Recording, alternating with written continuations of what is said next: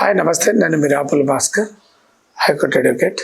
ముఖ్యంగా ఈ మధ్య కాలంలో భారతదేశానికి సంబంధించినటువంటి కొన్ని లక్షల మంది ఇతర దేశాలకు పోతున్నారు. అమెరికా, దుబాయ్, లండన్, లేదు జపాన్, జర్మనీ లాంటి కంట్రీలకు పోతా ఉంటారు. రష్యా లాంటి కంట్రీలకు కూడా పోతున్నారు. పోయిన తర్వాత అక్కడనే వాళ్ళు పెళ్లి చేసుకోవడం కానీ, లేదు ఇండియాకు సంబంధించినటువంటి వ్యక్తులు ఇండియాకు వచ్చి ఇండియాలో పెళ్లి చేసుకొని భార్యను కూడా తీసుకొని అక్కడికి వెళ్ళిపోతారు. అయితే ఏంటంటే భార్యాభర్తల మధ్య, ఎన్ఆర్ఐ భార్యాభర్తల మధ్యన, దంపతుల మధ్యన ఏదైనా డిస్ప్యూట్ వచ్చినప్పుడు చాలా మంది ఏం చేస్తారంటే ఇతర దేశాలలో డైవర్సులు తీసుకుంటారు. ఇతర దేశాలలో డైవర్స్ తీసుకొని ఇండియాకు వస్తున్నారు.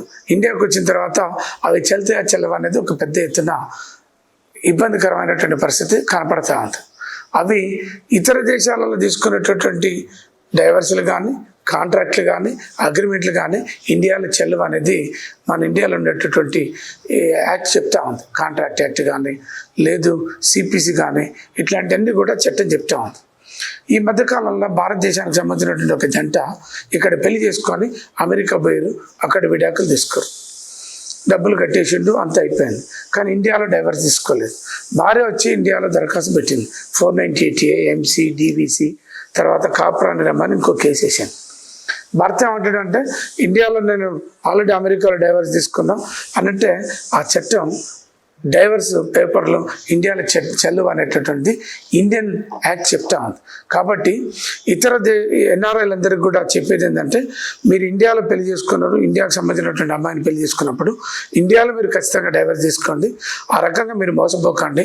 మీరు కోట్ల రూపాయలు, లక్షల రూపాయలు కట్టి డైవర్స్ పేరుతోటి ఇండియాలో కాకుండా ఇతర దేశాలలో తీసుకుంటే ఇండియాలో మళ్ళీ మీ మీద క్లెయిమ్లు వేసేటటువంటి ఒక ప్రమాదం ఉంది.